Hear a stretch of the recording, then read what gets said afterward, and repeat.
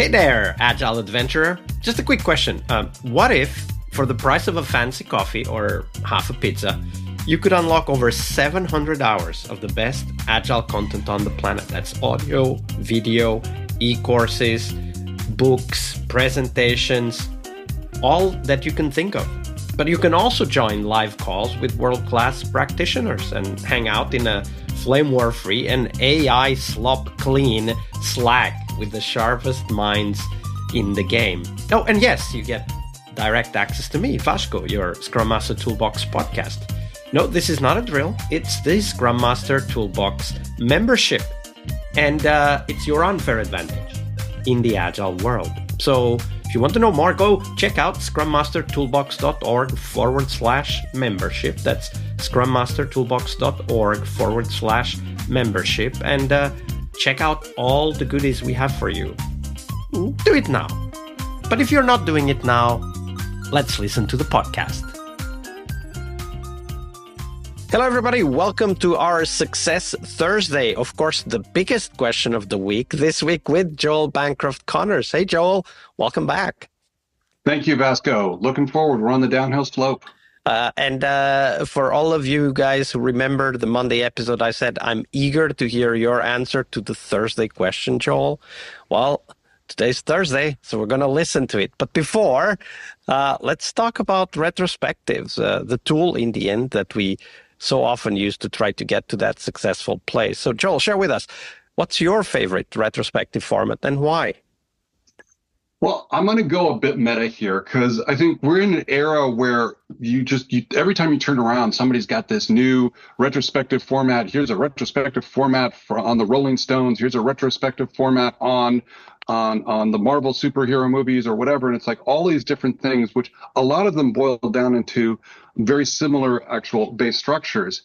And for me, my favorite retrospective format is to go back to the basics from Agile Retrospectives by Diana Larson and Esther Derby, because so many people forget that there's actually an arc to doing a retrospective, setting the stage, setting the context, introducing the retrospective framework you're going to use, making sure everybody's aligned on what is the purpose of why we're here today, and then gathering the data. Take the time, gather the data, be factual. Don't try and interpret the data while you're gathering the data. Then generate insights. And that's where everybody starts talking about it. And what does this mean? Creating affinity mappings, getting everybody on the same page so they all understand what the data means. And then really the most important part, okay, great. Now make a plan. What's the one or two things that we're going to improve in our next retrospective? And make the plan for how we're going to do it. And then finally close.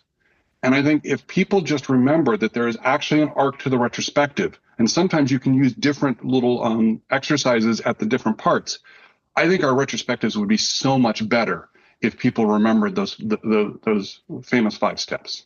All right, so I'm going to put you on the spot here, Joel, because you've been preaching the importance of why. And I think this is a great opportunity to exercise that mindset. So back to the basics, follow the arc. Give us the real reason why that is so important for our teams and, of course, for us who are facilitating the retrospectives. Because I think I just did a post on LinkedIn yesterday, and I called it, I like to do my LinkedIn, my Sunday funnies, and I called it the Groundhog Day retrospective. And it's like we go into a retrospective and we talk about these problems and we all nod and everything, okay, and we move on. And we come into the next retrospective and we talk about our problems and we all nod and everything, and oh yeah, it's a problem, then we move on. And I think a lot of the retrospective formats, if you don't understand that underlying structure, why do you have a retrospective in the first place? And what is that underlying structure to make decisions? All that happens is Groundhog Day, and you just keep repeating that over and over again, and nothing ever gets done. And people hate retrospectives in part because why should I be in a retrospective if nothing ever changes? Yeah, absolutely. And that's also a very powerful, I think, insight into the role of the Scrum Master as well, because our role is to help teams achieve things. I mean, they have to define to a large extent what it is that they need to achieve. Part of it is stakeholder, but also part of it is internal to the team. but we are there to help them, right? And if nothing changes, if all we do, and sometimes that happens, is to help create a forum for people to share their grievances, which, catharsis is very important, but it's not the end result, right? We need to start moving things into whatever direction that we agree needs to be moved in. And I think that's a very important aspect of the retrospectives. If nothing changes after a retrospective, then either the retrospective wasn't done the right way, or in a way that has impact, one should phrase it, or something else is preventing whatever needs to be changed from changing. And that's what we're there for, to help solve that blocker. So thank you for reminding us of that, Joel.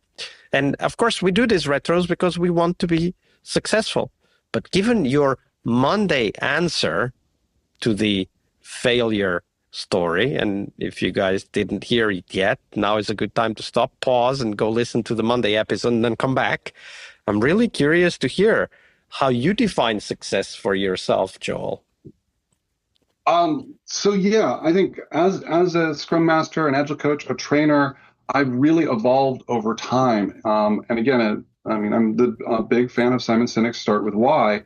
And so understanding why we're doing this and why does Agile exist? When you ask people, well, what is Agile for, and what's the meaning for it? Well, I look at I go back and I look at the actual definitions. Principle 1 of the Agile Manifesto says to deliver continuous value.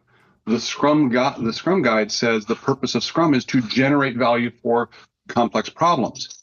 And so for me, the definition of success is, are we delivering sustainable value? And I think that's very, very key here. Atiq Rafiq, in an interview about his book Design Sprints, talked about the era of blank check innovation is over. I lived through those. I lived through the .com era, the sock puppets, the web vans. I was in the San Francisco Bay Area. I literally saw web vans driving around. I drove past the pet.com headquarters, home of the sock puppet, and how they built stuff that nobody needed. There was no reason why are we doing this. And so they didn't look at value. And then the other part of it, Luke Holman talks about it in his book, Software Profit Streams, is it's not enough to make profit. You have to make sustainable profit. You have to be able to do it over and over again. And so for me, what does success look like now? For me, success looks like the ability to generate sustainable value, which means 3 things. Sustainable profit. Profit is not a 4-letter word. It is instead the ability to do things. Even a not-for-profit organization in the United States, they're not there not to make money. They're there to make any money they make goes back into their mission, into feeding more children, to building more homes for homeless people. So sustainable profit. Then sustainable process. We have to have sustainable process. We can't be constantly changing and doing one-offs and exceptions, or bringing in the new process du jour, the process of the day.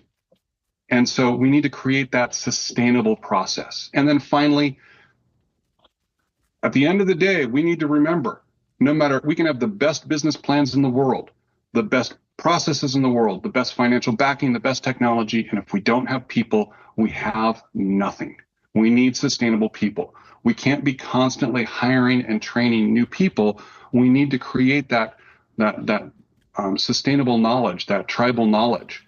I think a great example of that, if I have time for it, is from the book Turn This Ship Around by Captain David Marquet. He took command of a Navy submarine in the United States Navy, this USS Santa Fe. And when he took command of it, it was one of the lowest performing subs in the Navy. And one of the reasons was believed that it had one of the lowest reenlistment rates. So literally, they didn't have any institutional knowledge built up. There was nobody who knew the system, knew the sub, knew and could tell new people, oh yeah, this one's got a little thing, and that door sticks. Everybody had to discover that door sticked or stuck. And as he put in his leader's intent model, and a lot of the book is around that and how he helped lead the leaders, the officers and the senior NCOs, change how they led. What happened, though, was that the morale of the ship went up, the performance of the ship went up, and the reenlistment rate of the ship went up. And one of the reasons why that ship became one of the best performing subs in the Navy is because they weren't losing people all the time. They had that carry-on over knowledge, that tribal knowledge. And so for me, again, it goes back to how do we create sustainable value through people, process, and profit? Yeah, absolutely. And that kind of raises the question, which is what is that people sustainability metric that we're looking at, right? Like you gave the example of Captain David Marquez, with whom we have an episode on the podcast. I'll put the link in the show notes for that. And that was the re-enlistment rate, right? And we need to have some sort of I would call it the sensor that helps us understand how are we on the sustainability for people side, right? Because when we look at profit, there are whole systems looking at profit, right? Like the whole accounting and finance department will be looking at profit. If we're in a public company, there's quarterly reporting obligations that will talk about what profit is and how it's being generated and so on and so forth. When we talk about processes, there's an internal organization usually, especially in larger companies, that focuses on process, right? Like could be the PMO or the Agile Excellence Office or whatever it would be, whatever name they come up with. There's going to be people that are going to focus on that.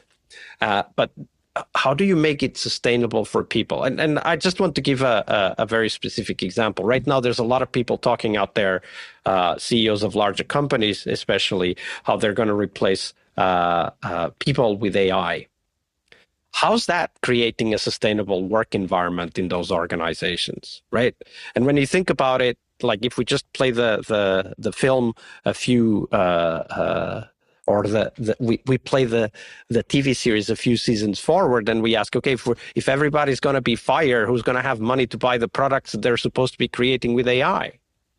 Right? And that lack of vision that points to the people sustainability is also a serious problem. So I really like that approach, right? It's not just the money, it's not just the process, those are necessary, but it's also about how we create an environment where people can thrive, create the value that they're supposed to be creating so that profit can be sustainable in a way that they understand and they can feel a relatedness to, right? Like the process needs to speak to the people who are implementing the process itself. But ultimately that keeps people in the organization, keeping that knowledge growing, keeping that experience growing, which ultimately will have a much bigger impact than the 30% code generated by AIs soon. What's the guy's name? Sundar Pichai at Microsoft. That's the Google. Satya Nadella. Satya Nadella. Somebody should tell Satya Nadella that we were already automating 30% of the code when we had case tools in the rational times, right? Like the rational rows and case tools associated with that were already generating 30% plus of the code automatically. What are these people talking about? Do they even know what they're talking about? And they're scaring people off. Yeah, I think how AI factors into this and the sustainable people and everything probably is a whole nother bonus episode. I'm actually a big fan of AI. However, as it's a tool. And it's I did a LinkedIn post about it. It's like you don't give a hammer to a 3-year-old. But if you give a hammer to a master carpenter, then they're going to do incredible things with it. And it's like we need to look at how the sustainable people in AI is AI will help us to create more sustainable people.